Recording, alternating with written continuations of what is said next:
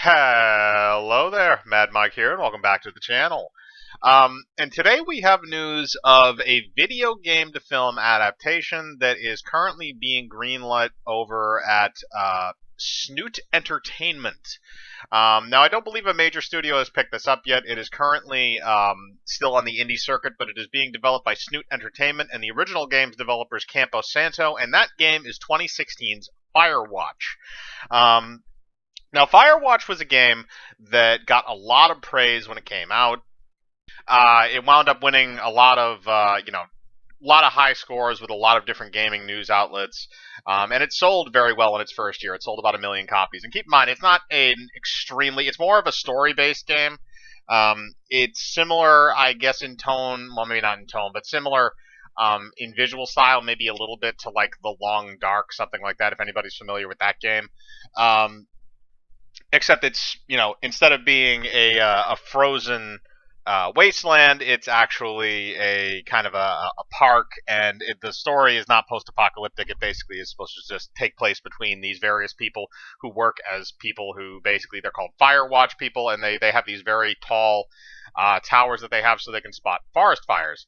And it's basically something that the National Park Service does, but it follows these two people who are fire watchers, basically, who is Henry and Delilah, and you play as Henry, and you only have communication with Delilah through a radio.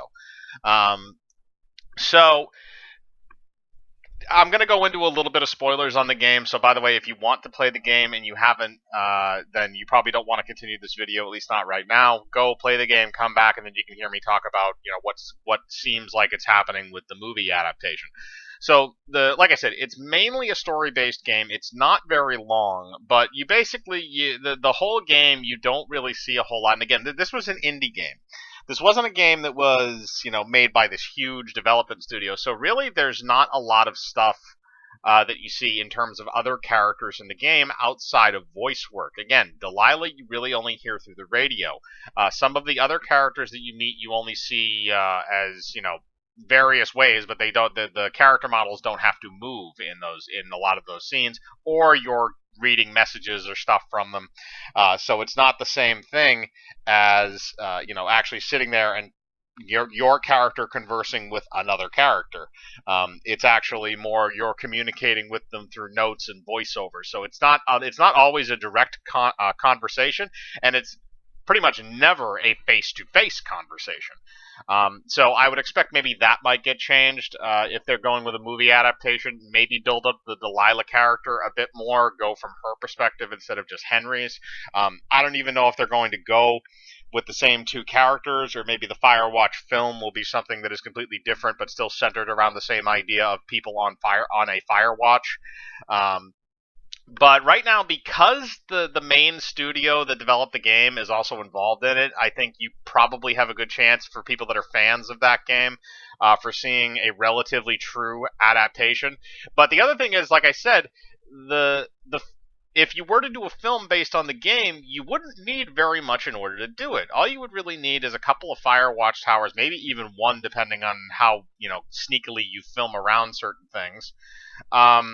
And then you just need your actors and basically just kind of like some very small little set pieces, and that's about it. It would not cost a whole lot to do other than renting or somehow, getting the film permits to film near a Firewatch tower or in one.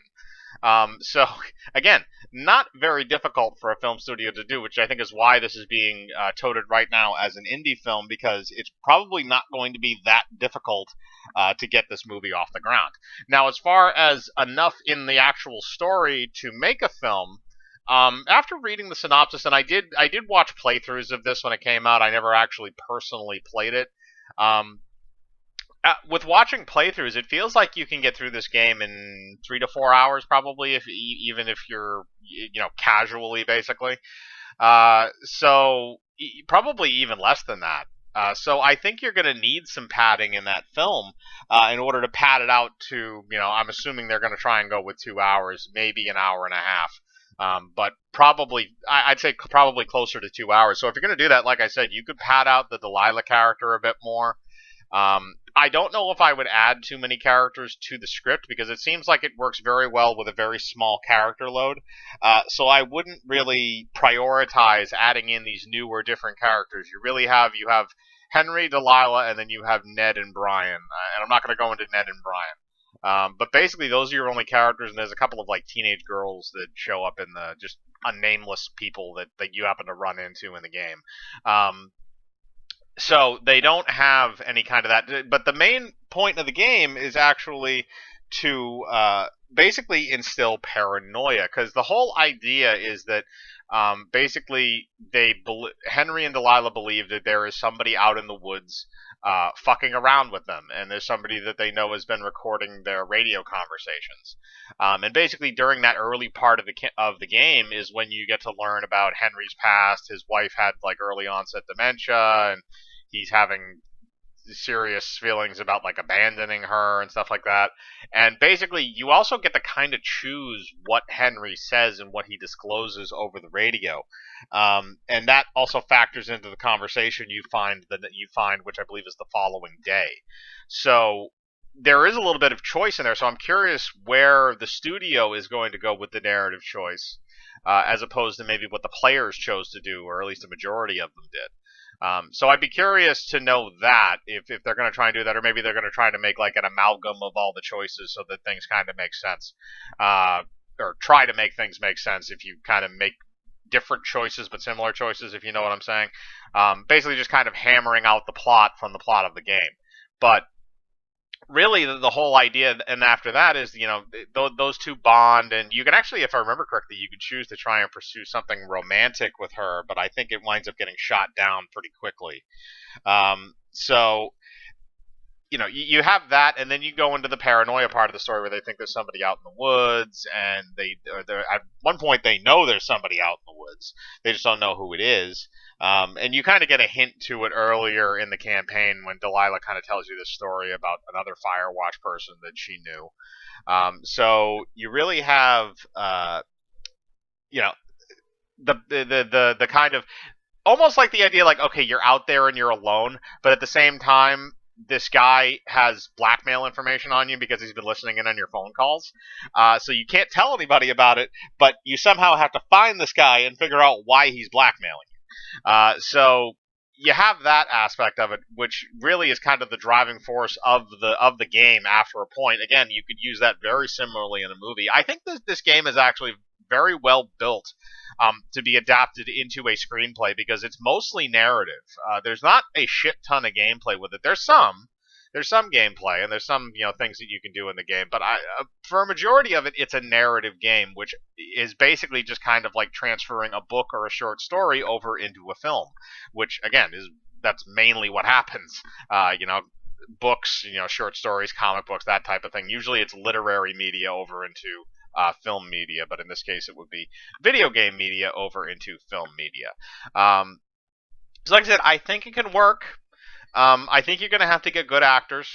To be honest, actually, if you could get the voice actors back, that would be kind of interesting. Because again, I know that it's being done by an indie studio, so it's not going to be George Clooney talking to Kate Winslet over the radio. But it could be something that where, because these people did such a good job in the game, maybe bring back the voice actors to reprise the roles, see if they can do it. Reprise the roles from a physical aspect, which again I think would be very interesting. So you have a number of different things there, and also I don't believe they have attached a director at this point. I believe they're still in the process of writing the script. But this was kind of interesting. There's not a whole lot of, well, I mean, there's more lately, but this is kind of the first of like a new or in kind of newish game that's getting the movie treatment, and I thought that this was kind of an interesting game to highlight because it was kind of this little sleeper hit in 2016, and everybody kind of forgot about it a little bit, I think, since then. So, like I said, I think it can work. I think you're going to need to expand the story, and you're going to need to probably, get some good actors in there. But I don't think your budget is a problem, and I don't think your writing is going to need to be a problem because you're working with the people that actually wrote the original game. So, like I said, I want to see what ultimately comes out of this. I want to see if this project does wind up getting off the ground, but I want to know what you think.